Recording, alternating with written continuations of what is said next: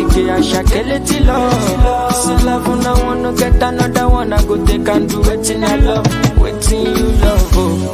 No be waiting I love, oh. Waiting I love, I go do what without my heart, oh. Go no be vodka. Mr. Money Changer. But I know the ways that Mr.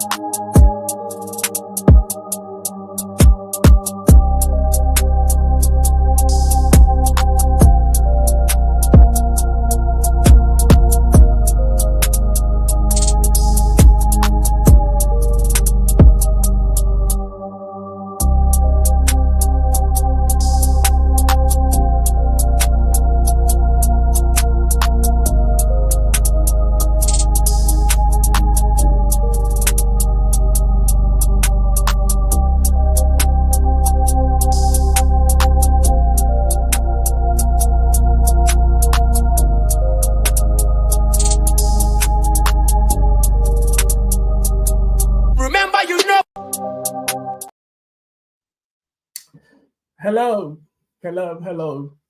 Good evening, ladies and gentlemen, wherever you are. Thank you for joining us on this significant platform for open discourse.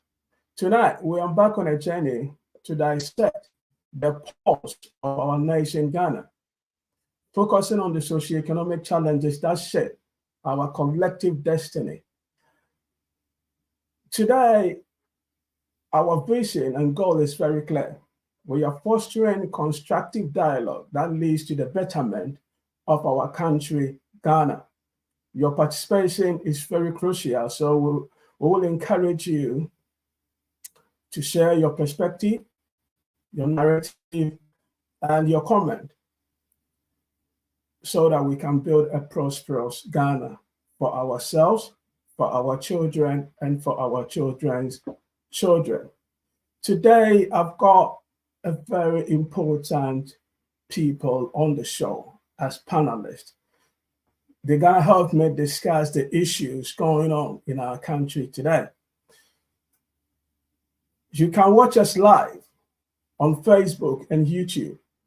On Facebook is Have Your Time Media. Just simply search Have Your Time Media.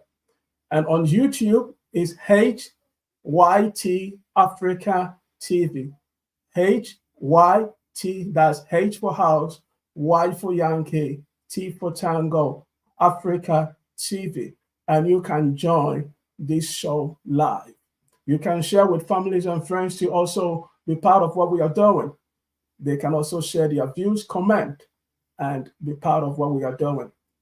Today, I've got three panelists on the show, on the program today. I've got Mr. Chairman Kwanda Gamba. He is a finance practitioner with over 12 years experience as chief executive in the financial industry in the UK. He's also the current NDC and Ireland chairman in the UK. He's on the program today to help us discuss our topic. And I've got Godson Dogal. Mr. Godson Dogal has also over 20 years experience in project management in aviation industry in the UK. He is currently the project execution portfolio director in aviation industry in the UK. And my third person is also Mrs. Kate Jones, a learning and development practitioner, a lead practitioner level 3, business administration practitioner or partnership. And then he's also an IT business studies teacher with QTS, an educational policy analyst as well. It tells you that today we've got an interesting topic. We're going to look into the 24-hour economy that has been proposed by His Excellency John Mahama. that is going to turn Ghana's economy into a 24 hours economy. And that will be the first part of the discussion. We're going to dissect, how the 24 economy is going to work, what we need to expect from His Excellency John Mahama. And then second part of the talk is going to focus on the quality of our education, the educational system in our motherland, Ghana. So without wasting much of your time, we'll jump into the discussion. But before we do so, we just want to listen to a short message from His Excellency John Mahama in regards to the 24-hour economy. So sit back, lay back, and just tune in. And if you've got any comment, any question, you can bring it on board as we proceed with the program. Thank you for joining. God bless you. Darkens our hearts, our minds, our pockets, our businesses and investments, the sun will rise and shine even brighter. As a result, we can look forward to the new year 2024 with renewed hope and optimism. My brothers and sisters, I want to speak directly to you through this broadcast to share my vision for the future and outline some of my key interventions and initiatives. Initiatives that will help repair the damage to our economy, create well-paying jobs to fight the high 14% unemployment rate, and meet our youth's aspirations. These initiatives would also revamp businesses and productivity by implementing a 24-hour economy and building an agricultural economy driven by technology and digitalization. One of my key priorities will be to address the high level of unemployment and meet the aspirations of our youth. My team and I, under the auspices of the National Democratic Congress, have developed a comprehensive plan which will be shared with businesses, academia, civil society, and the youth to create jobs and provide opportunities for all our young people. We'll empower our youth to contribute meaningfully to their well-being, families, the Ghanaian economy, and society through targeted investments in education and skills development. While providing jobs for the youth, we'll also encourage business ownership and entrepreneurship amongst them. In April 2025, the new NDC government shall introduce a new budget to support and build small businesses and adjust taxes as an incentive for job creation. At the heart of my vision for economic revitalization is the implementation of a 24-hour economy. This innovative policy seeks to maximize productivity and efficiency by extending business hours and operations around the clock. Doing so will create a more dynamic and vibrant economy that benefits workers and businesses. A 24-hour economy will increase economic output and create well-paying jobs. It will also contribute to a more inclusive and accessible society, giving people the flexibility to work, to study, to shop, and enjoy leisure activities at any time that suits them best. The 24-hour economy will succeed because we shall provide improved security and public safety, which will require massive recruitment into the security services and private security operations. My government will provide cheaper and more reliable electricity for those participating businesses based on a time of use tariff system. Companies that sign up for the 24-hour economy will benefit from modern smart meters calibrated to charge a lesser tariff per kilowatt hour for power that is consumed during off-peak hours. Businesses that subscribe to the 24-hour economic policy will receive further tax incentives to reduce the cost of their operations and enhance their competitiveness. Financing support will be provided to strategic agro-processing factories and manufacturing companies through the Ghana Exim Bank to boost production for import substitution and for exports. As president, I shall set up and personally chair an accelerated export development council to boost Ghana's export drive, especially under the ECOWAS Trade Liberalization Scheme and the African Continental Free Trade Area agreements.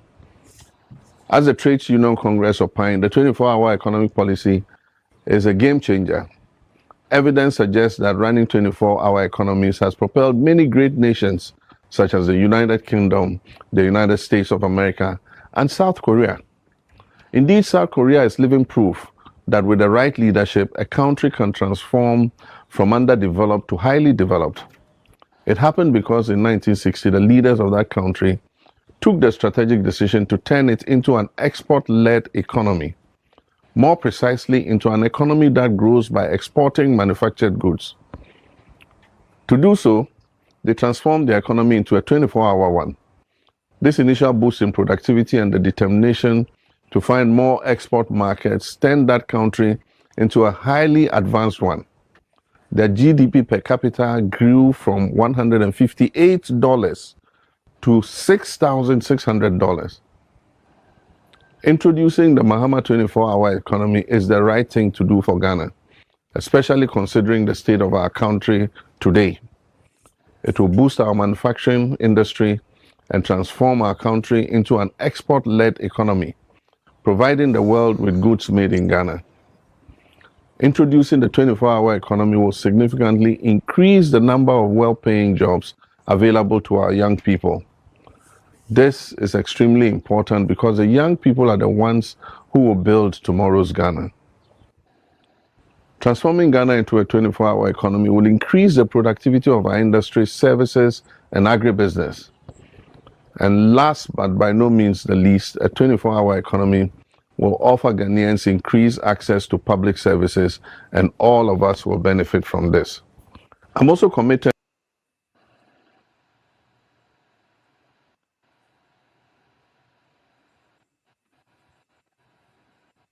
Sorry, thank you for tuning in. That was His Excellency John Mahama explaining how the NDC government would, transform the country of Ghana by introducing the 24-hour economy policy. Now, we're going to look into this particular topic in details, so sit back and just listen. As I said, if you have anything to add, a question, whatever, you can send it on our Facebook page or on our YouTube page, and we will read your question and the panelists will address your concerns. Thank you for tuning in. Before we proceed, I will come to the first question. I will go to His Excellency, the Chairman of NDC UK, Mr. Comero. He is the Chairman for NDC in the UK and Ireland. So my first question, based on the video that we just watched from His Excellency John Mahama talking about the 24 hours. Mr. Chairman, what do you think about the 24-hour economy? What is your understanding? Help us to understand what the 24-hour economy is all about. Thank you very much, my brother. It's a pleasure to be with you and cherished listeners on this program today. In very simple terms, the 24-hour economy, I think for most of us in the diaspora, we don't need an explanation on what it is because we have lived it. Perhaps maybe our comrades in the motherland who may not have lived it to a certain extent are the ones who may be requiring a breakdown of what a 24-hour economy is. But in very simple terms, a 24-hour economy, it's basically, if you like, a practice where we allow key elements of the economy which can, not everything can, key elements of the economy which can, to operate around the 24-hour cycle. Now, you see the typical shifts anywhere you go, whether it's Ghana or anywhere, a typical work shift is roughly about 8 hours. You know, you go to work at 9 o'clock and then 5 o'clock you're gone if you accommodate your 1 hour break and that kind of stuff. In a 24-hour cycle, you don't just go 9 to 5. You organize at least 3 shifts because in 24 hours, there are 3 lots of 8s. So 3 shifts of 8 where for industries that allow, where it makes business sense, they are incentivized to carry on production on a shift basis 24 hours. And so, for example, in our part of the world here, whether it's a factory, whether it's a warehouse, you would have situations where some people come in at 6 a.m. and close at 2 p.m. thereabouts. Another shift comes in around 2 p.m. and closes around 10 p.m. thereabouts. And then yet another shift comes in at 10 p.m. and then closes around 6 a.m. So by the time the 6 a.m. guys are off, the next batch of 6 a.m. to 2 p.m. comes in. So if you take an entity like DHL, or say the many warehouses like Waitrose, Tesco, they run a 24-hour system because you need the picking and the packing happening 24 hours because shops need to be stocked up.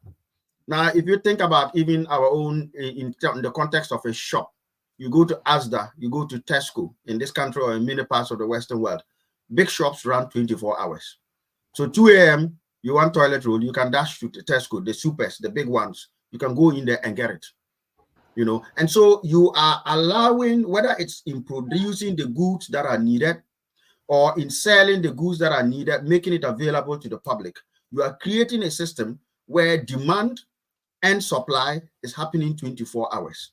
And the main idea is basically in line with what President Mahama said. If you take any given economy that runs a simple 8-hour shifts, if you call the outcake a cake or outmoded style, where you go from 9 a.m. to 5 p.m., you run just that and everybody goes home, and then the other 16 hours you do what you want. If you were to take that kind of economy and assume that that economy employs only 10 people, and you want to triple your employment base, and you transform it into a 24-hour economy that now has 3 shifts, simple 3 times 10. So your capacity for employment moves in simplistic terms from 10 to 30. And all you've simply done is using the same asset base that is there. If you are a production person and you have one machine, it starts at 9 a.m. and shuts down at 5 p.m. Then you have paid for that machine. If you took a loan to pay for it, you paid for that machine, but you're only getting 8 hours out of it. If you suddenly run 3 shifts, shift A comes in 9 to 5. When they leave, the next shift comes in. You know, I mean, say 6 to 2 p.m. The next shift comes in, runs the same machine, not a different machine. 2 to 10. The next shift comes in, runs the same machine from 10 to 6. You have now tripled the efficiency of the machine.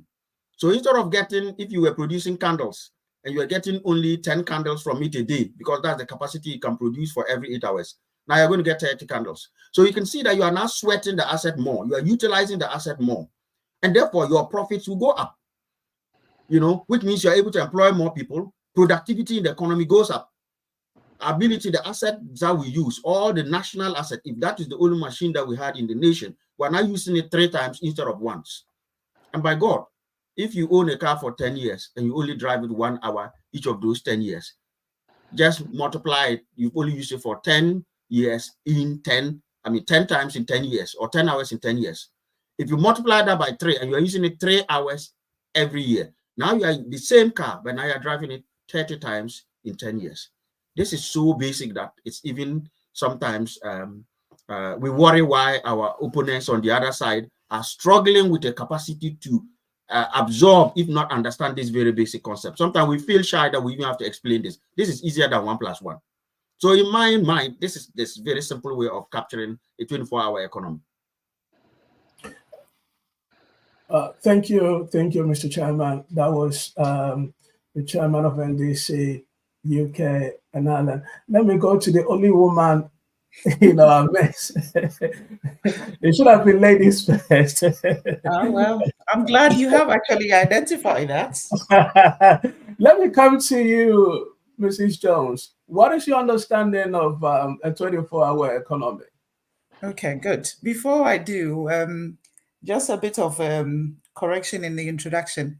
I'm a learning and development practitioner. I lead the apprenticeship program for business admin. So that means I write the program and I deliver the program. Excellent. I'm also, that's okay. I've also been 20 years in the education system in the United Kingdom. So key stage 3 all the way to key stage 5.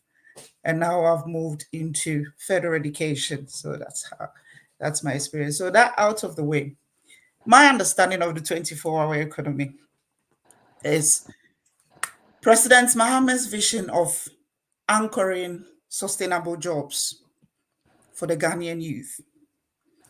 And when we look at Ghana and we look at the youth unemployment, it's very disturbing and very worrying. I link youth unemployment to human capital development for the future. of any country. And if you link the two, if your youth unemployment rate currently is what it is right now, then you have a problem with future leaders and future development of human capital. Why am I saying this? President Mahama is simply saying we need to change things. The way we've done things over the years is not suiting us. It's not creating jobs. We've been working 9 to 5. Yeah. In some parts of Ghana, you go there by 5 o'clock, even sometimes by 3, all shops are closed. And President Mahama is saying, no, we want to make this a continuous cycle. So some are finishing at 5, some are starting at 5. Some are finishing at 7, some are starting at 7. So an economy that runs 24 hours in the day.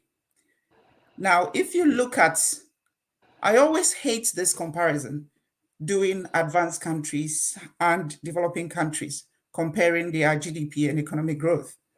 But you take a state of New York. New York never sleeps. And the last I checked, their GDP alone was 6 trillion. That's one state in America. And it's because New York, the city of New York, never sleeps. 24-hour economy. If you take other cities in New York, that's the state, they mostly run a form of 24-hour economy. So if we want economic development, sustainable jobs for the youth, we cannot stick to 9 to 5. So that's what President Mahama is saying. We need to change the way we are working. And he's saying, I will incentivize businesses and organizations to adapt this strategy, because currently we haven't got that incentives to promote businesses to operate a 24-hour economy. So he is putting down policies and incentives to encourage businesses. And frankly speaking, there are a lot of businesses who would go 24 hours if there are incentives and if the state encourages them to. So that is President Mahama's vision of creating sustainable jobs, which will lead to what? Development for Ghana and the future of Ghana. I hear this argument that there is no demand for a 24-hour economy. You don't always have to wait for demand to create supply. Okay? We don't always have to wait. Sometimes you create the supply in order to encourage demand. Now, when I always say this to my learners, when Motorola started handset, mobile technology, had any of us heard of mobile phone technology, apart from it being used like the walkie-talkie in the construction firm? No. But Motorola thought, okay, we can actually adapt this and then make it into a communication thing for the whole public. So they came up with the first mobile phones. I don't know if any of you saw the first ever Motorola cell phone that was created. It was like a brick. So that's where we started. So they created that, and then it created a demand for it, cell phones. And now cell phones have become part of us. The same way with internet, the same way with computers. So we don't always have to have a demand to create the supply. Sometimes supply availability of goods would actually create the demand for it. So that's my understanding of President Mahama's vision of the 24-hour economy. An all-around-the-clock economy that will create sustainable, realistic developmental jobs for our youth. Thank you. Thank you, Mrs. Jones. You are listening or watching Direct Talk, a show that is dedicated, addressing issues bordering our country, Ghana. You can leave your comment, be part of the program by commenting, leaving your comments, your questions on our Facebook or YouTube page, and we will pass it on to our panelists to address them. As I said, you are watching Direct Talk Show. It's every Sunday, 7 p.m. UK time. So if you are not in the UK, Please Google your time. Google your time to know the exact time within your country. Thank you for tuning in. Let me go to Mr. Godson. We're talking about a 24-hour economy. What is your understanding of a 24-hour economy? Thank you very much, Austin, for the opportunity, and importantly also to your viewers for joining us this evening. I think to be able to understand the 24-hour economy, it's important to look at the state of our country at the moment.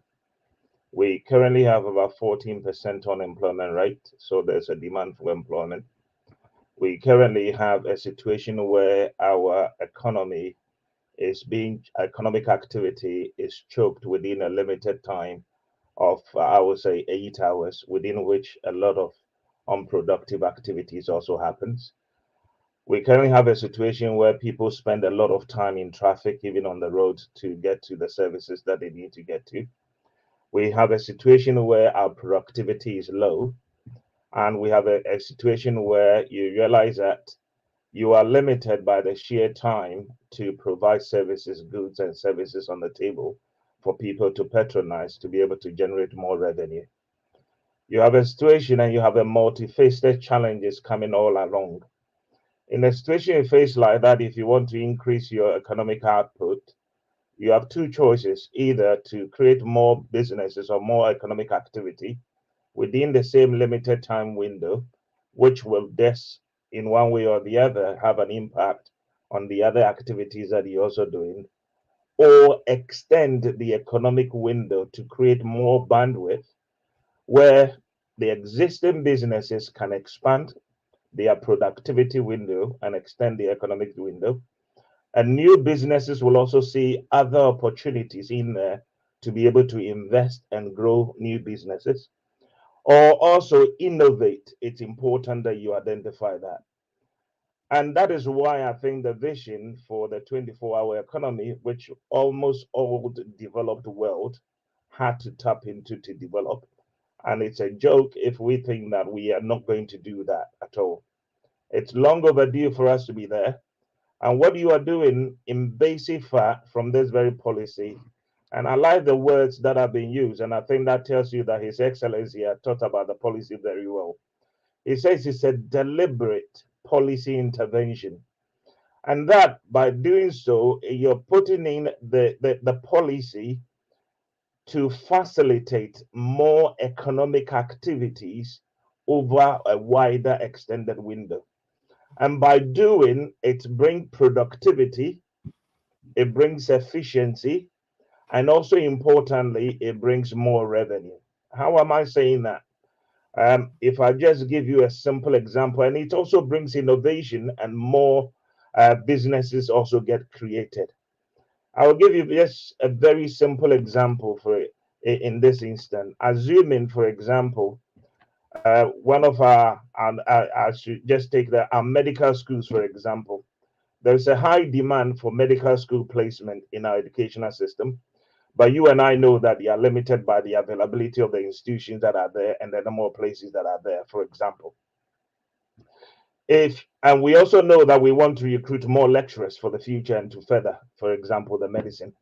Most of the lecturers here there currently are also growing. We need to recruit, we need to bring the experience in, new ones in to learn from the experienced one before maybe others retire, for example. If we are in a position to extend the training window of medical student, for example, from 8 hours, and it could be any business at all, it could be any institution, that you can also extend the window.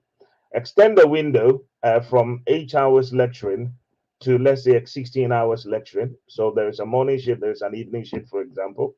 Straight away, you're able to double the intake of the student. Not only are you able to double the intake of the student, you have to also, what, in one way or the other, double the lecturing capacity as well in the school. And thereby you are solving that unemployment situation that we have as well in the same time as that's doubling the intake of the student. Not only that, by doing that, all the food vendors, the canteens, the food sellers, the transportation systems are also going to kick in, thereby generating more economic activity all around one institutions. Not only a lot of other businesses begin to spring up. That is what I think His Excellency, and I believe His Excellency, is talking about at the 24-hour economy. This transcends across almost all sectors where there are various elements of the operations of our businesses within our economic environment. You can do that for some sectors and for some activities to enhance. I use, for example, the traffic that we have on our road, for example. It's one of the ways that it will also even contribute to that. Assuming that people who are going to the passport office don't necessarily have to be there during the 8 hours limited economic window, and there is an extended window. You and I will wait instead of going in the rush hour. We will wait and we'll go at a later time during the day when other people are resting or other people are home, and thereby avoiding traffic. A lot of traffic will stay off the road, for example, making our roads safer and also keeping our city going in a much more safer and a reliable way.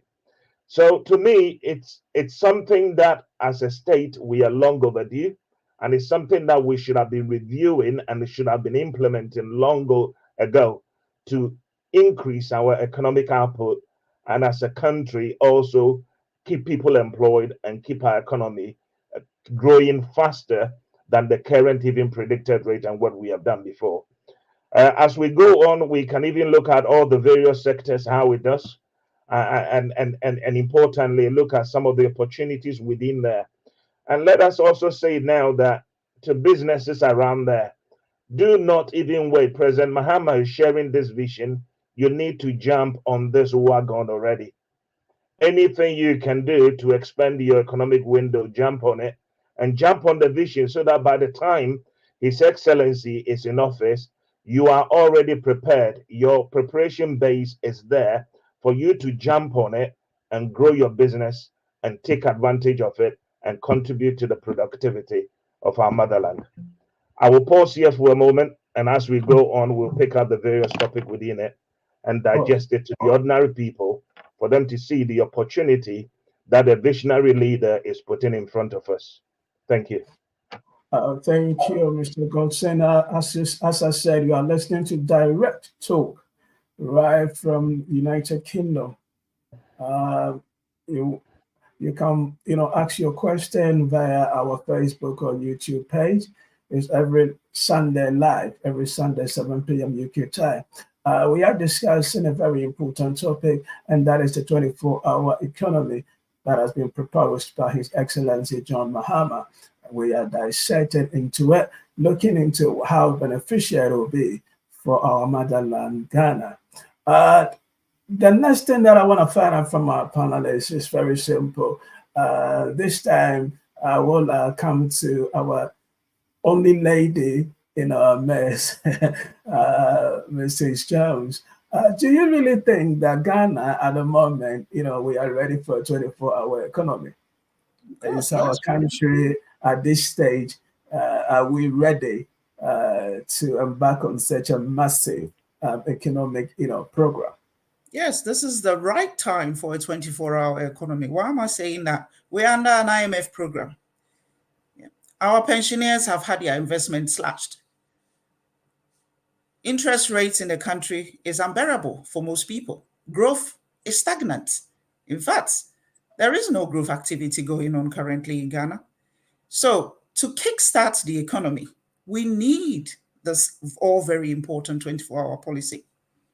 And this is the right time for Ghana to go a 24-hour policy. That should show the international community that we are ready to develop. We are ready to move forward.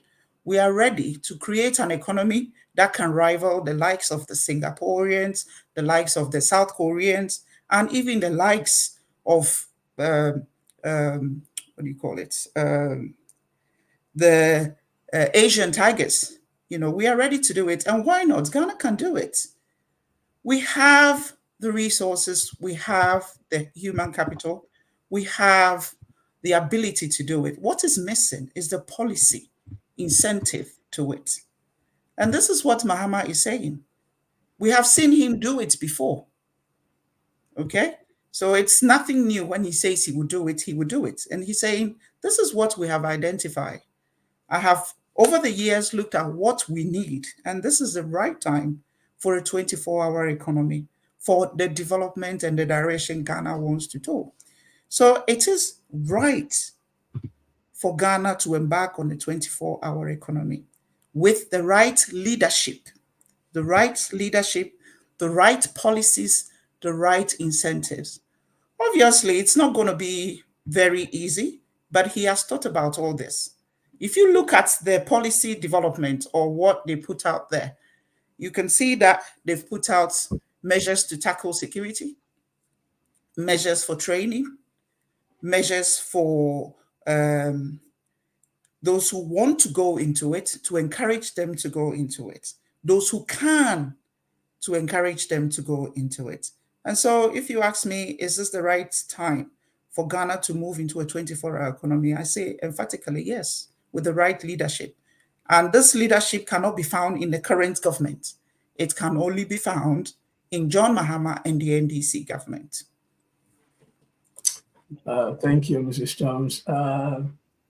Thank you for your input. I will come back to you with more questions as we proceed. Chairman Conrad, I mean, you've talked about the 24 hours, you've explained it to our listeners, our audience. And I'm going to ask you the same question. Do you really think Ghana, we are ready for that? I mean, looking at our current situation, are we ready for a 24-hour economic policy to be implemented?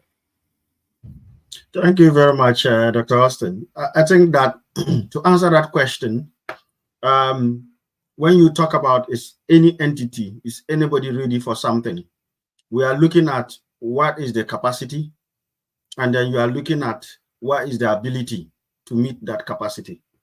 When I use those two words differently, I'm talking about two things. In terms of, one, do we have enough demand to absorb any extra production of goods and or services that will arise as a result of the 24-hour economy? And I think my sister Kate started on that. And two, do we have the capacity to be able to actually realize that production capacity? In other words, do we have the machinery, the infrastructure? What are the things we need to do? Are we able to put them in place as soon as possible to realize it? Let me start with the element of whether the output from 24-hour economy will go to waste, will be useful to the economy, or will even solve some of the problems we have at present. Now, that famous myth, and I think my sister did a good job of busting that myth that Ghana hasn't got the capacity, there's no demand for it. Those who go on talking about, oh, there's no demand, why do you do it? They are basically subscribing to the Keynesian economic theory of making sure there is demand for you to stimulate production, after the famous British economist, John Milton Keynes. However, there is another side of it, and this is the Bureau of Economics, by Say, we call it the Say's law, which says that supply creates its own demand. Just as demand on the other side says it creates its supply. And that is the classic example my sister gave. There was no demand for mobile phones. We're all writing our letters, doing our pen pals. Those days we used to go to the post office, go and get that your pen pal sheet, writing from the sugar hills of Eburi Girls to the honey mountains of St. Peter's and so on and so forth. Who was worried about texting and sending emojis and all that stuff? Somebody would have argued there's no demand. We are enjoying the letter writing. In fact, Ducrachis who could write well, you can be pen paling left, right, and center. We're all content with it. But as soon as the supply of mobile phones came, what happened? The demand outstripped the supply. And the problem was now not even just the 3310, the ones that you to do quick, that we were happy with. Those days, when you're holding your banchetel, you felt you were a tin god. These days, you don't even go near it. The very first ones, like my sister said, you couldn't put it into your pocket. You had to pull out a long antenna like TV pole before you make call. Now our lives is all on there. And even as the mobile phone carried on, they put in apps. I mean, 3310 had no app. Suddenly, all the apps, you can even watch movies, you can do everything, you can do your banking on it. So this is one of the reasons I say people who say there is no demand, they're probably not even thinking very well. Although the same person who say, oh, there's no demand, but on the other hand, Antiama is already operating 24-hour chop bar. I don't know who is going to chop fufu at 2 a.m. But it's right. If I'm at STC, I'm hungry, and there's a 24-hour fufu joint there when I'm waiting for my bus at 2 a.m. Why not? But the fundamental principle is that if you look at the structure of the Ghanaian economy, the fate of our cedi, our currency in itself tells you that we need 24-hour economy. Why? Take rice, for example. We consume, and this is as of 2022, we consume 1.5 million metric tons of rice. 2022, that's like a year ago. Of that 1.5 metric tons of rice, we were importing about 800 metric tons of it, more than half, just a little over half of it. How much were we spending in importing it? Almost 7 billion cedis. And I'm sure by now it's gone up to 8 to 10 billion. About $560 million. That's about 7 billion cedis. Now, I know the cedi has been playing Palogo, so if you do that 560 million by today's number, you get the 7 billion cedis. Guess where we were importing it from? Vietnam. Vietnam is Ghana's #1 source for what? Rice. And we're paying hard dollars. So we're going to take the poor cedi, go and exchange it for dollars to go and give it to the Vietnamese. Meanwhile, if we're only producing 700 metric tons and the work capacity we have there, let's assume the whole year we're all running the standard one shift system. You have rice milling plants in Ghana, they're all running the one shift system because our laws don't allow them to do those. So you have to be by exemption. You now transform to 24-hour economy. All things being equal, as the economists say, ceteris paribus. That 700,000 metric tons of rice we were producing, which was short of our demand by 800 million, leading to us spending 7 billion to import rice. Multiply it by 3 because you're now doing 3 shifts in 24 hours. 7 times 3. If my basic arithmetic is still right, the last time I checked, 7 times 3 is 21. So we'll move from 700,000 metric tons of rice a year under your 8-hour economy to 2.1 million metric tons of rice in your 24-hour economy. That will surpass our 1.5 million metric tons demand by 600 million metric tons. That 600 million metric tons will translate roughly into the over $500,000 we spend. So that 7 billion that currently we are exchanging the cedi for, it will then turn around to be dollars coming in to strengthen the cedi. So we can now export rice, just like we were exporting power. Remember when President Mahama gave us excess power, we're exporting to Burkina Faso, to Cote d'Ivoire, to Togo. I hear recently we have not only canceled the export, we started importing again like in the 70s because these people have recklessly destroyed all that so-called excess capacity. This is a typical classic example of how the 24-hour economy will transform us. And I've just talked about the CDU. Now think about it. If 100,000 jobs were created with that 700 metric tons that we were creating, now it's tripled. So now 2.1 million young people are getting jobs. An extra 1.5 million, 4 million, that wouldn't have been there in the absence of the 24-hour economy. This is just rice. What about the source of our banku and our clay, aka maize? We import maize from Cote d'Ivoire. So if you take this and you keep looking at it, even from the import perspective, we will not only be self-sufficient in food production, but the woes of our city will be what? Consigned to the dustbin. That is how Vietnam and Co do it. Why do we go and sleep and the Vietnamese work 24/7 and send the rice to us and we buy it when we wake up in the morning? Kokroko wake us up to go to work. We don't need Kokroko in a 24-hour economy. Your Kokroko is somebody's good night. That is what we are talking about. You know, so when we come to the demand, I've just used rice alone to show that the capacity, that the demand is there, but we can carry this on.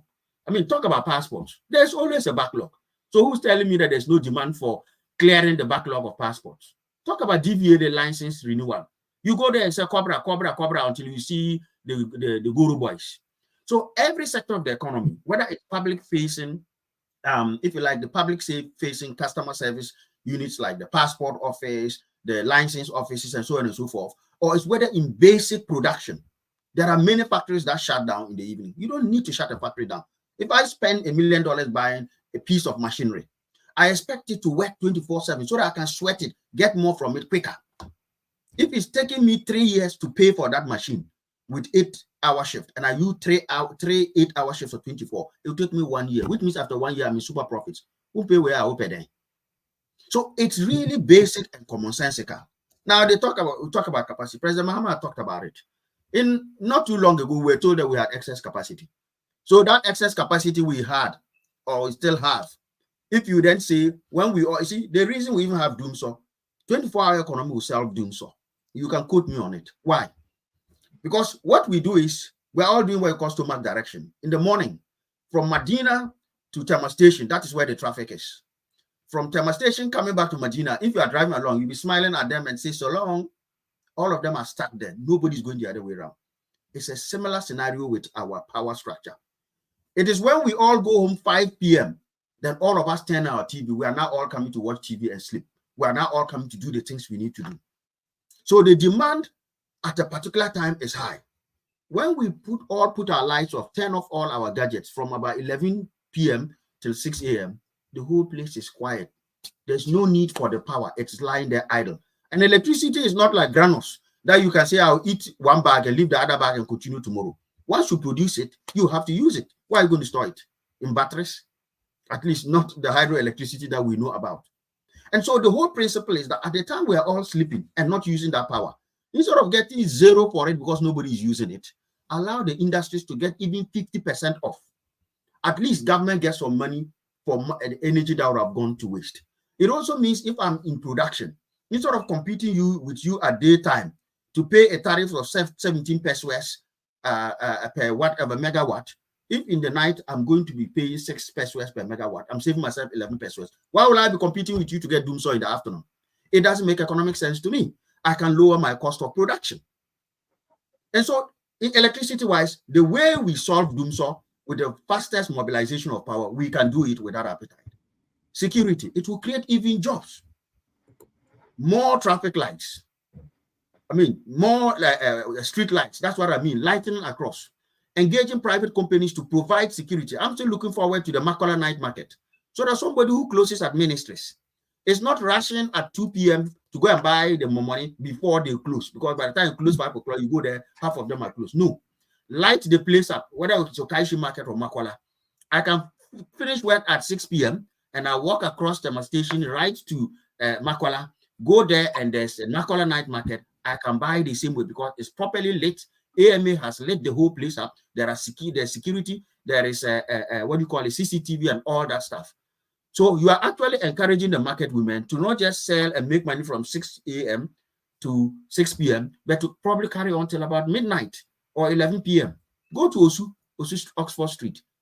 Is there no demand there? It doesn't sleep. Christie's, Lizzie's, sorry, opposite Papaya. You chill out there, and after eating your chinchinga and watching people do some pole dancing, you go to Frankie's, have a bit of ice cream, and go carry on to Kuala.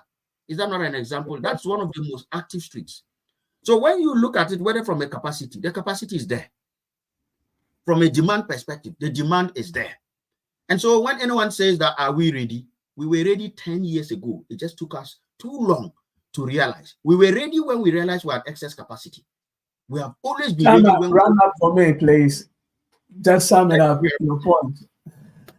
Because if I allow you to speak, I think you are more than a preacher. You can talk the whole day. And yeah, thank you for tuning in. That is the NDC chairman, Chairman Quarren, all the way from the United Kingdom. Is the NDC chairman in the United Kingdom and Ireland.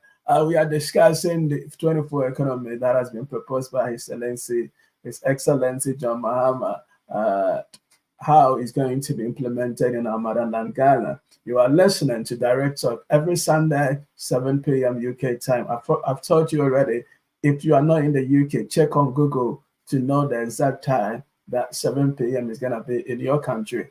We are looking at a 24-hour economy, and we are deliberating how it's going to be implemented and beneficial to our motherland, Ghana. I just want to come to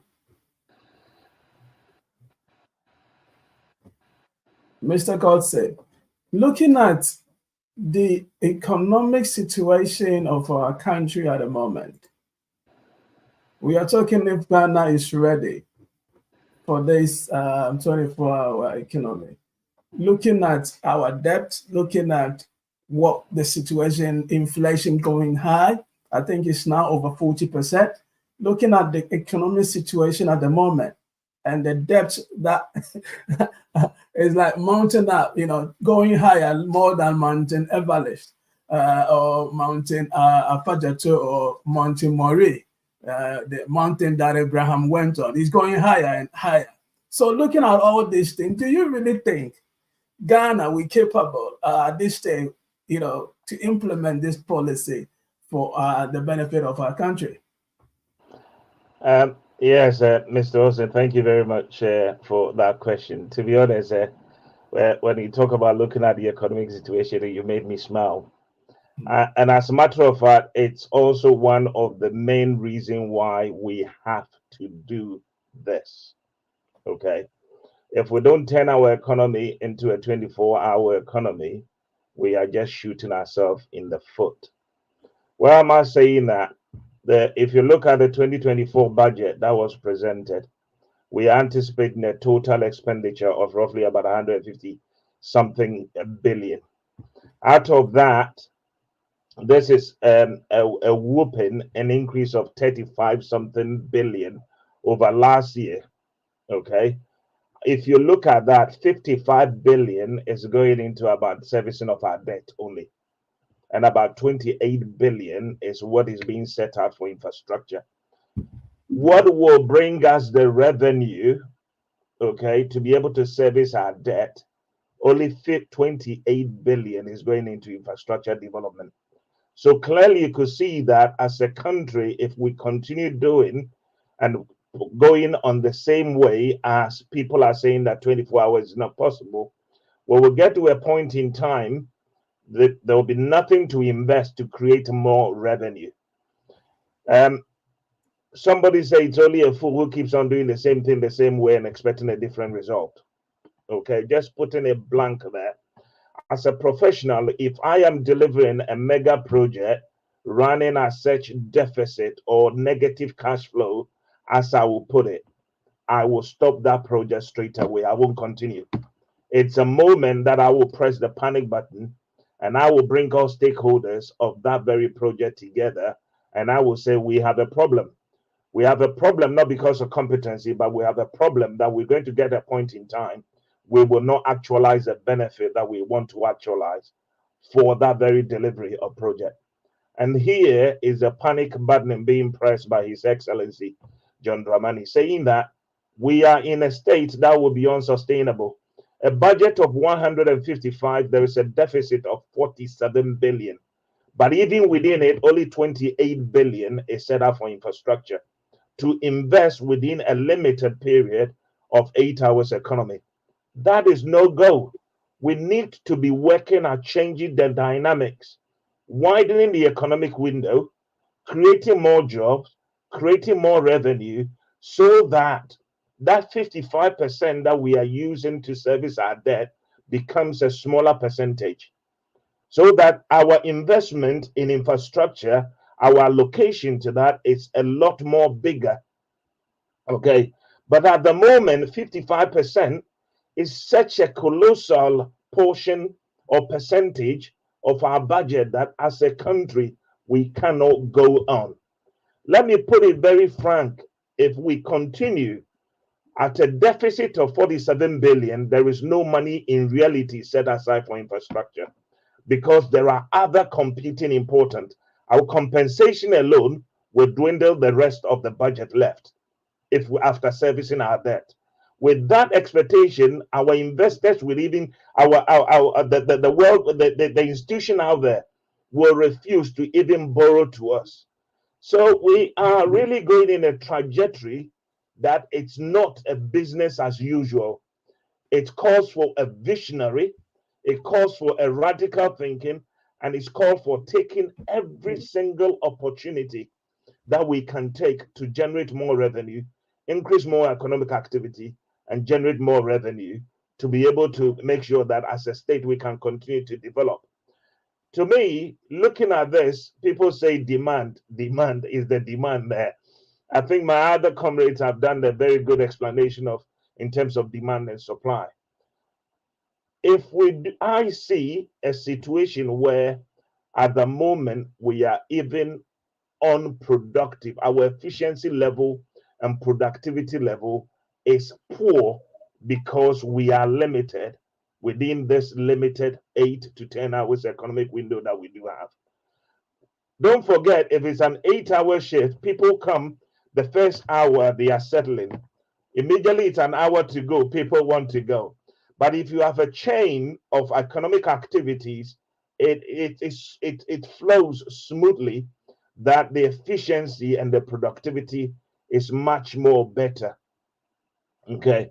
And so in terms of demand, it's the right time. The demand is already there. We are just losing sight of it, and people are just being oblivious to the fact that it's not there, or lying to themselves. If there is no demand there, then what is the unemployment rate going up for? If there's no demand there, let me give you another simple one, that we are creating a huge waste in our economy. Look at the aviation sector. Our domestic flights only run during the day. They run only during the day, but people have leased planes that they pay for every 24 hours, whether they use them or not. In the developed world, you will never see a plane parked for more than 2 hours unless it's going for maintenance. It's always in the air, making money to pay the lease on it. And so you put in a deliberate policy to encourage these domestic airlines to operate 24 hours, so that when I, for example, come from the UK and I land in Ghana and I want to be in Kumasi the next morning, immediately I land, my bags get transferred, I jump on the next plane that take me to Kumasi. At the moment, we are creating a waste where people who are going to Kumasi, going to Tamale or going to Takrady cannot continue their journey, and the economic activity get choked in Accra. And we are missing that opportunity. We are missing that productivity. We are missing that seamless, and we are creating a lot of economic waste by just limiting ourselves to that short window. And so we need to open it up. We need to open the whole economy.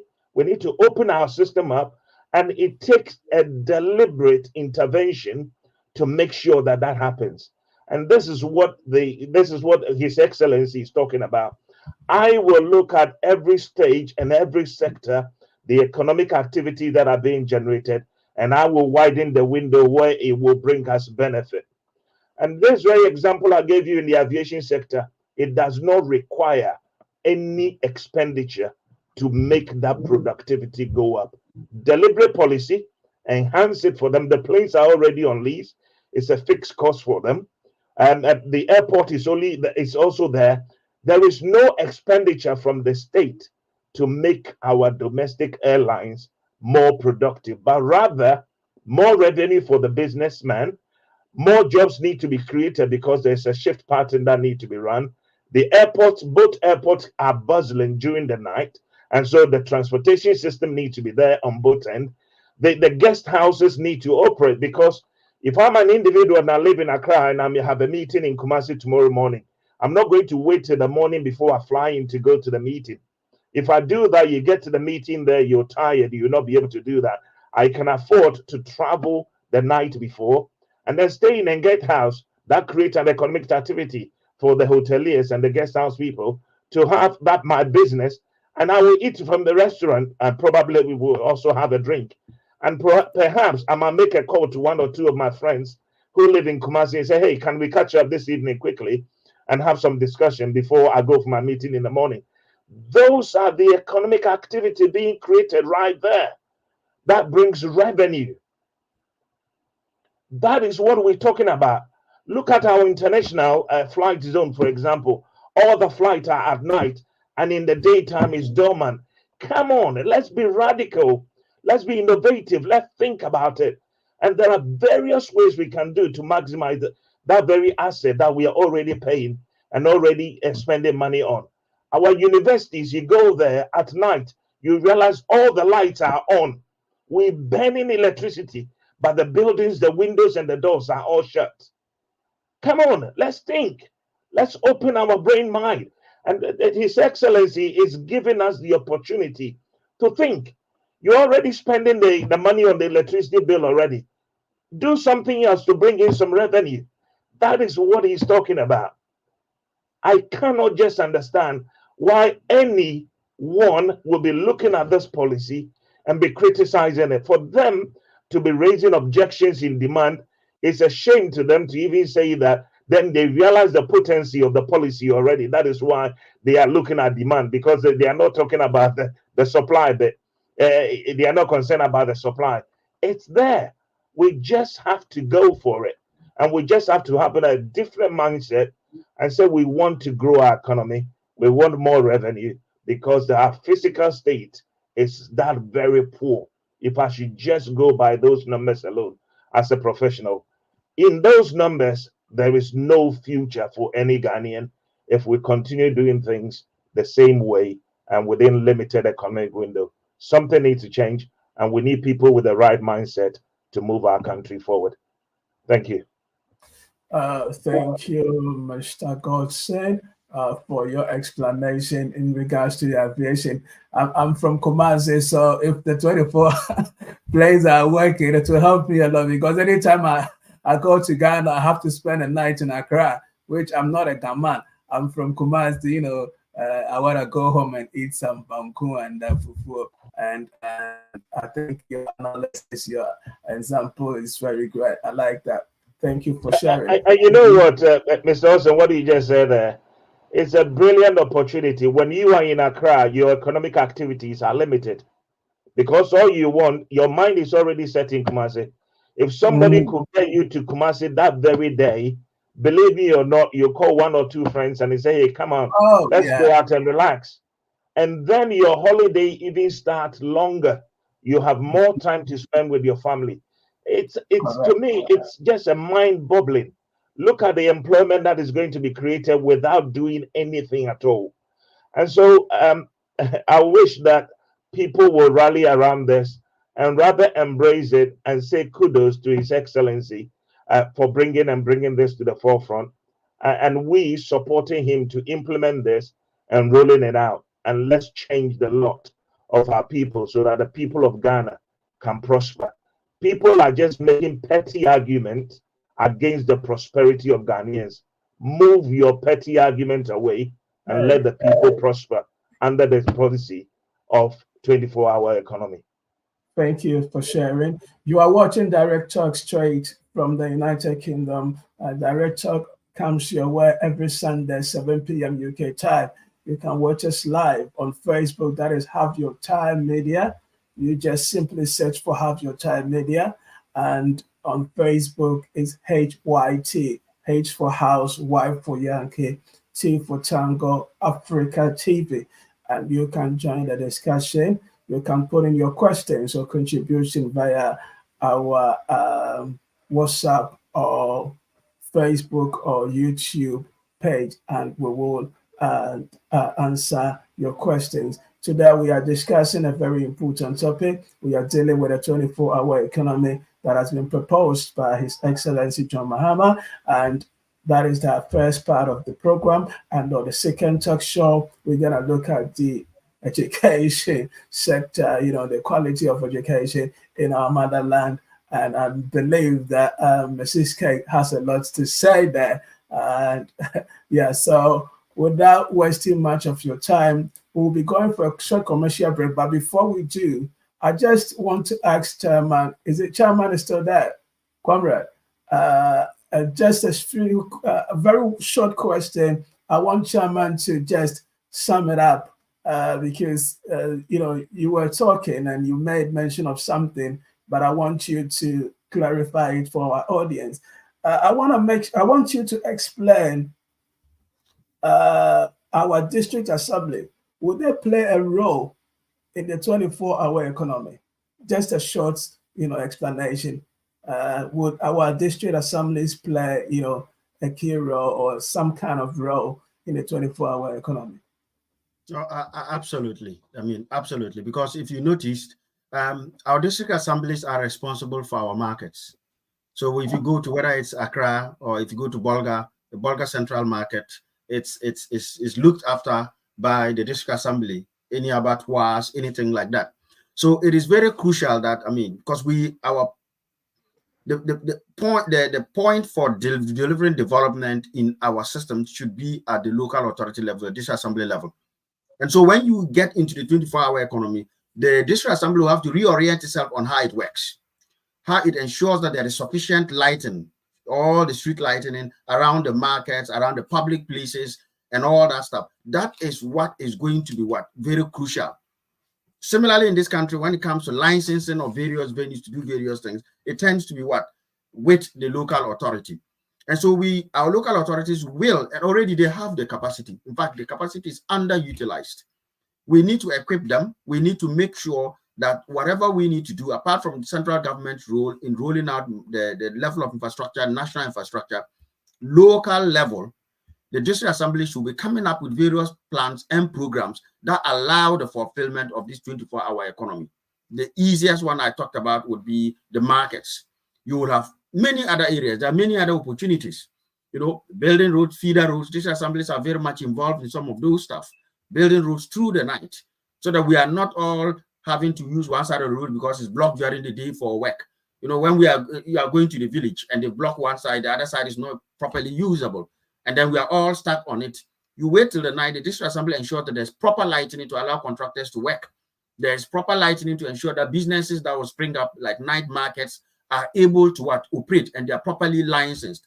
That is the role that I see the local authorities, or if you like, the district assemblies to be able to play. And I think they are going to be very crucial on if you like, rolling out this very ambitious and worthy 24-hour economy program. Okay, thank you, Chairman. This program is sponsored by Pro-Forum UK. So we want to thank Pro-Forum for sponsoring this talk show.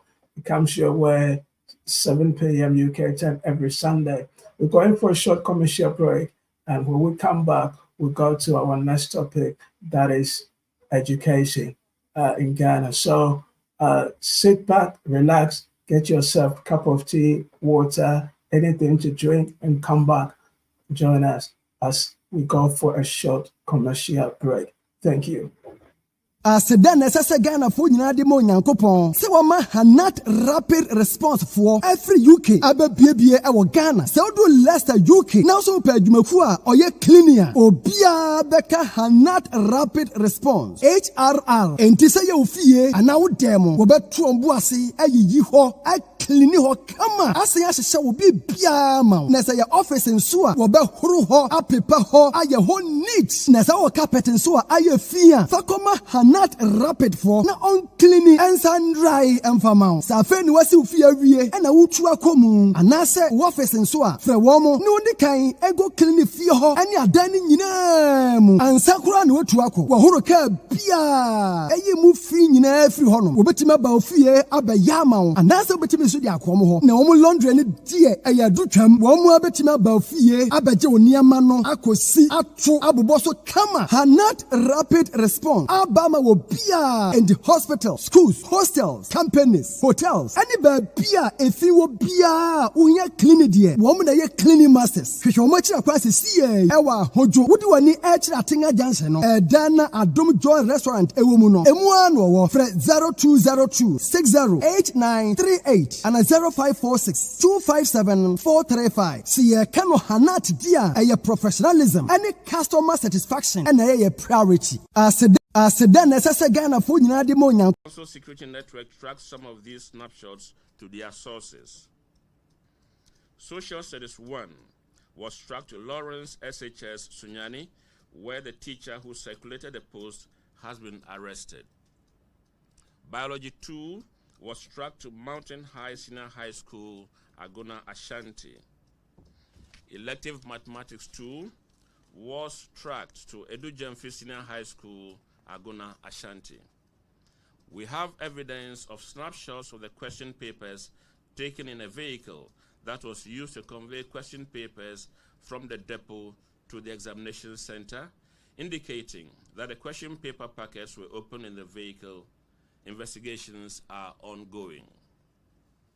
smuggling of mobile phones and other electronic gadgets into the examination hall. Several candidates have been caught with mobile phones on them in the examination halls. During the government paper, 86 mobile phones were seized from candidates at the O2 Memorial Senior High School, Bibiani. Some candidates have also been caught with smart watches. Impersonation and insertion of scripts. At Only Believe Senior High School, Kukrantumi, a national service person attempted to write the government paper for one of the candidates, but he ran out of luck as he was apprehended by our staff and handed over to the police. At the same center, 2 other suspected impersonation security network tracked some. Hello, welcome back, our dear listeners, for tuning in once again to Direct Talk. That was a short video from Wayet, Ghana, about some of the issues going on in our educational system. We've talked about a 24-hour economy. I know it's a broad subject, a broad topic. We'll find another time to go deeper into it. But when I move to the second topic on our menu this evening, and that is the quality of education in our country, Ghana. As we just saw in a recent video, we just played a video from Wayek. Some of the practices, going on within the educational system in terms of people cheating and people using smartwatches and so on and so forth. Now, before we come to that, we know that at the moment, Ghana has got what we call free SHS. Now, what I want to know the downside of it, because everybody is saying it's good, which we know everything has got 2 sides. Everything has got 2 sides. So I want to move to Mrs. Kate. You are from the educational background, so I know you have a lot to say. We're talking about some of these problems. Wayek has mentioned a couple of them, but from your point of view, a lot of people are going to school because of the free SHS. So what can somebody say, or what would you say, or what can you say, like as the downside of this particular, policy? What kind of problems has, the free SHS, has contributed to the educational sector? Okay, thank you for that. Thank you very much for that question. Let me start off by saying that the concept of providing free education for secondary, the idea is not bad. Okay. Kwame Nkrumah had it in his educational development plan for Ghana. And it was a progressive one if we had followed from Kwame Nkrumah's educational plan for Ghana. We would have been implementing free senior high school education in this years, these latter years, if we had followed from Kwame Nkrumah's vision for education. So the concept has already been thought of by our founding fathers. So it's not new and it's not bad if implemented properly and if the right infrastructure and the systems have been laid down properly for it to take root. Okay. Now, the current one we have now is a rushed system that was based on gaining political cheap points. And as we know, everything that you rush through without thinking thoroughly through it always generates a problem. The unfortunate part is that we have gambled with the future of 3 generations in handicapping them for future work and for also development for themselves. Okay. The way the system was implemented meant basics provisions for schools were not provided. Teacher training and adaptation of learning and teaching and learning practices were not thought through properly. Infrastructure was also not thought through properly before the system was rushed through. So a combination of this has led to a desperation for the government to give an outcome that is not so realistic. Okay? And what do we see in this unrealistic outcome? Cheating. Okay? Cheating. You and I went to secondary schools in Ghana. I don't know. I think you went to secondary schools in Ghana. All three of us here did go to secondary schools in Ghana. Now, having the cheating is not new to this generation, but it wasn't at that proportion, at this rate, or the proportion it is now. You know, it was there, but not at this rate. You and I went through, and the way we learn, the way we were taught, produce the outcome that has created you and I here.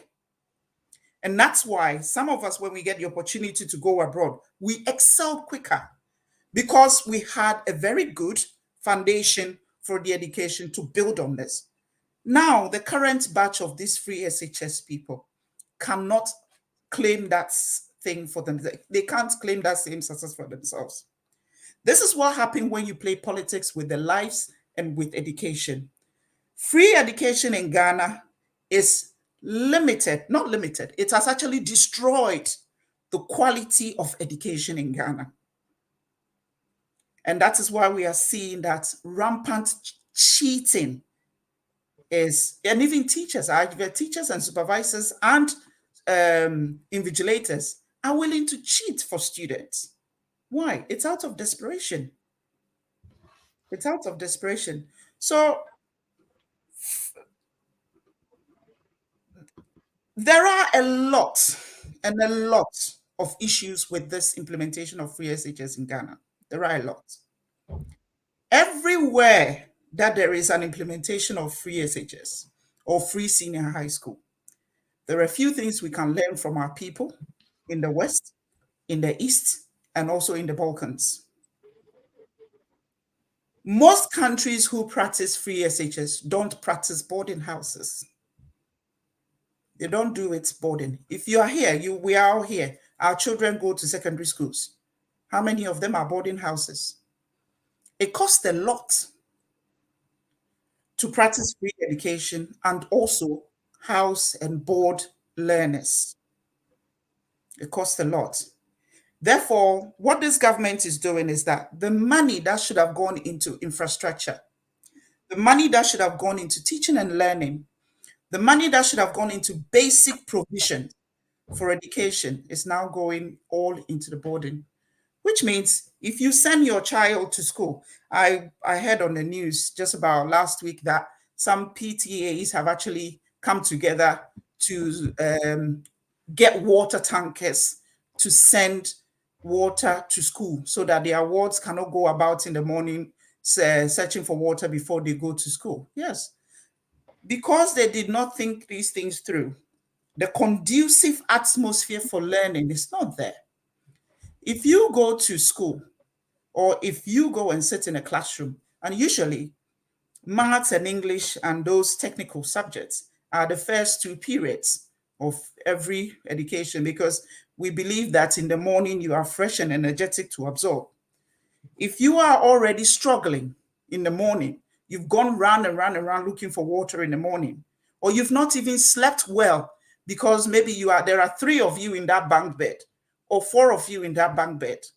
Would you wake up and have the energy to go and sit in a maths class and absorb whatever the teacher is teaching you in maths? The answer is no. So the provision to ensure that the free senior high school takes off and bear fruit as intended to be has been compromised by the way the policy was rushed and by the way it was politicized to gain cheap political.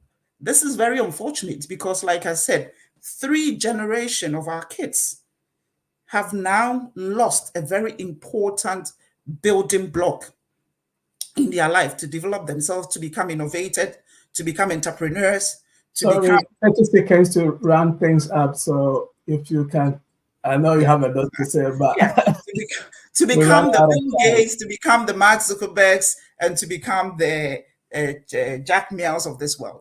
So that's what I would say. I will come back again. I have more to say. Thank you. Listeners, you are listening to Direct Talk show every Sunday, 7 p.m. UK time. Now, let me go to Mr. Godson. What is your take? I mean, we are talking about the downside of free SHS, and we've listened to what the WAEC is saying in terms of more practices going on. Do you think something can be done to improve the quality of our education, particularly the SHS educational system in Ghana? Yeah, thank you, Austin. I think I'm not an educationist, but you don't need to be an oracle to understand that the current system that we have is a total failure. In as much as I'm not an educationist, I'm very active on my old school platform, and I hear some of the things that are happening, and it breaks my heart from the school that I went to and the state in which the school is, and some of the comment that I hear about the school that I went to. And I think we should all be very much concerned for the fact that this is affecting about 3 generations, as Kate said earlier. From a little bit that I know that, for example, last year 300 students were dropped out of University of Legon. They couldn't make up the mark in Legon, for example, and that is going to be in almost most of the tertiary institution at that high level. So the universities have become the gateway of correcting the errors that are being created and the deficiencies that are being created in the secondary school. But that is what the university cannot continue to do that forever. It's unsustainable for them, because we get to a point in time they will need to look at their business model as well. And I'm speaking purely from professional point of view, and the impact of this colossal failure on us as a country. I'll be worried if I should be looking for an engineer in the next future and they fall within this 3 generation. I'll be worried if I being treated by a doctor that will fall in these 3 generations in the future. Our only hope now is that the universities will do something to rescue this generation. But what it also means is that there's quite a large number of them who will be permanently affected. They will not have any remedy or fix for them. It will be wasted years for them. The education system that we have now for the what is called in code free, and I put it that in code free SHS, is failed in every level. Is it the curriculum? Is it the teaching? Is it the teachers being exhausted? Is it a teaching pattern? Is it being the accommodation? Or what is it? And now it's even now the exams, that it's gotten to the state where the teachers, some teachers are even helping their student to cheat, so that there could be another way, a very kind of for the image of the school. That is total failure. And for the whole society to even get to the state that cheating becomes something that they want to fall on as a remedy to it, tells you that it started failing long ago.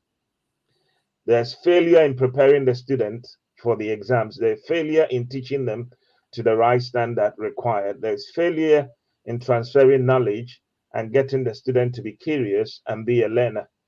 It's a total shambles. Now, let me bring it back then into the perspective that what does that really mean for us and what can be fixed? It can be fixed, but unfortunately, there are some people that will be part of that wasted generation that we have, and there's nothing we can do about that unless maybe another visionary and intervention is made.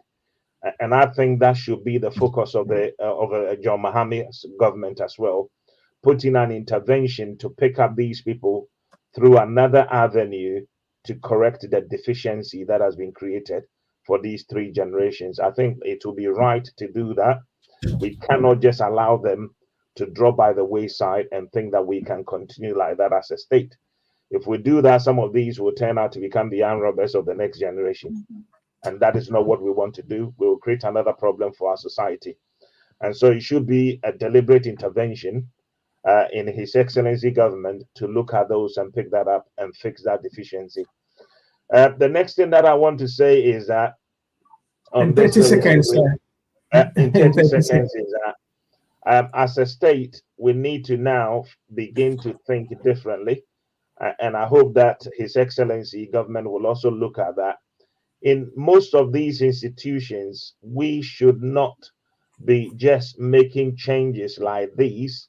We should put in place some governance systems that will keep such kinds of mess to go on.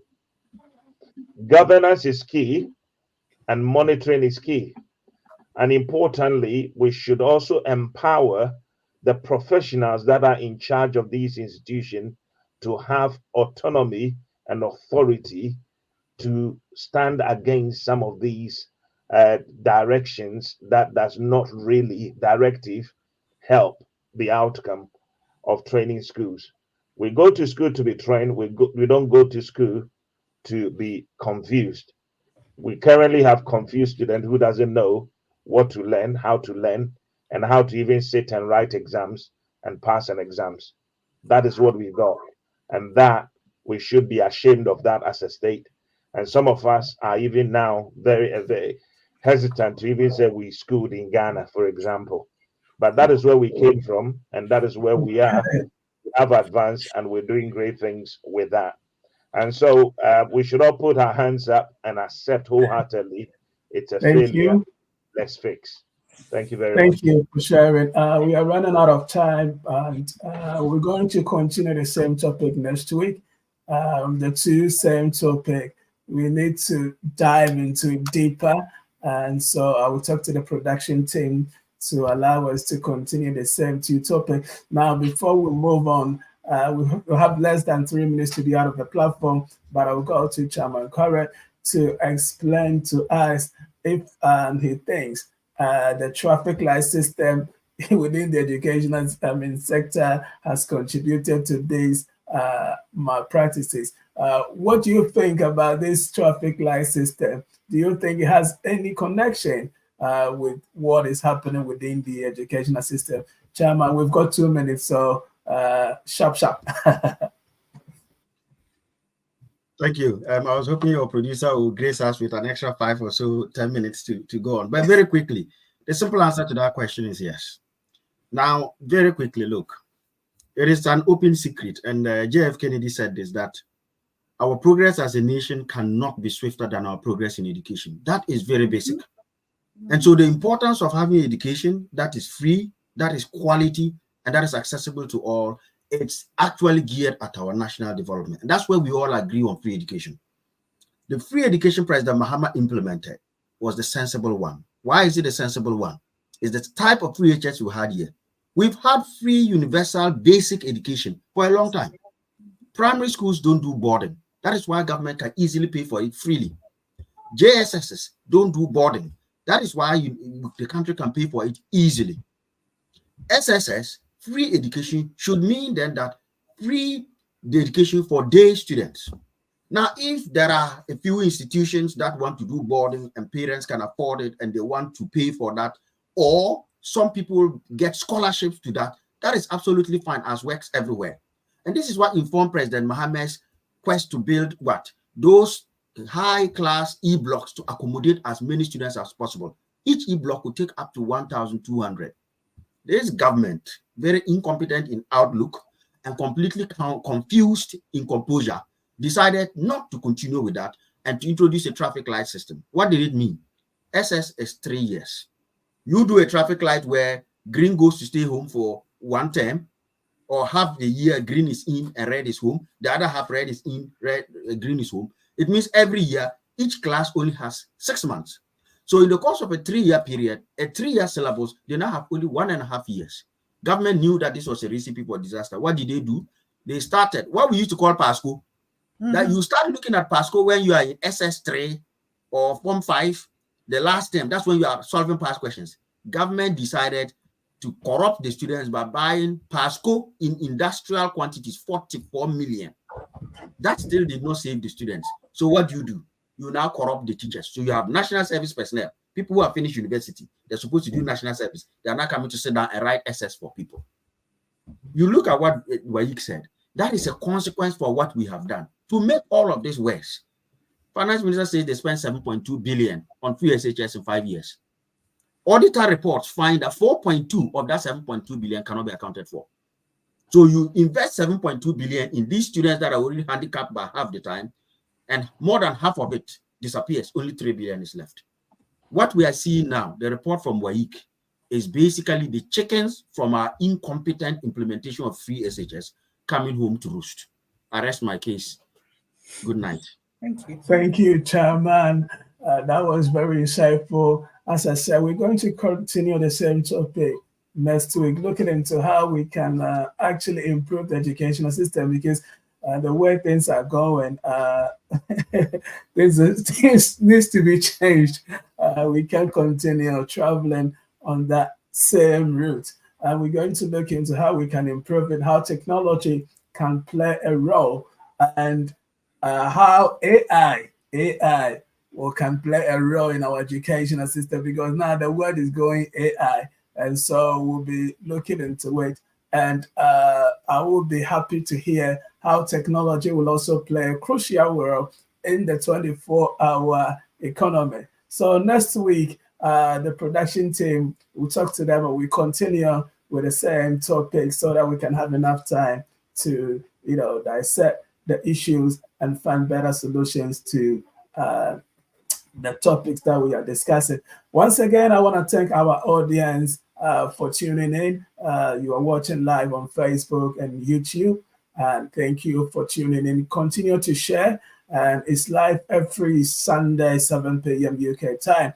I also want to thank my panelist, Chairman himself, the whole UK and Ireland, Chairman Correct, for being part of the program, Mrs. Jones, for being part of the program, and Mr. Godson for being part of the program. These are very knowledgeable people. I love you so much, and I thank you for your time.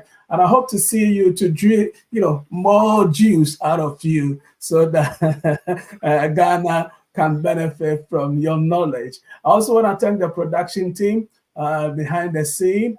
Chairman Ken, you are always there behind the scene. Richmond, you are also there, part of the production team behind the scene, making sure that the system is working. There are a lot of people behind the scene making sure that the program, become a success. There are a lot of comments that we might not be able to read all of them, but next week, God's willing, we'll try to read some few comments. But there wasn't any question from the audience, so next time you can put in your question through the chat box, and then we will pass it on to the panelists to do justice to them. So thank you for your time, and we will see you next week, the same time, 7 p.m. on Direct Talk Show. My name is very simple, Austin Justin. I am your host for this particular program. Good night. Have a good evening.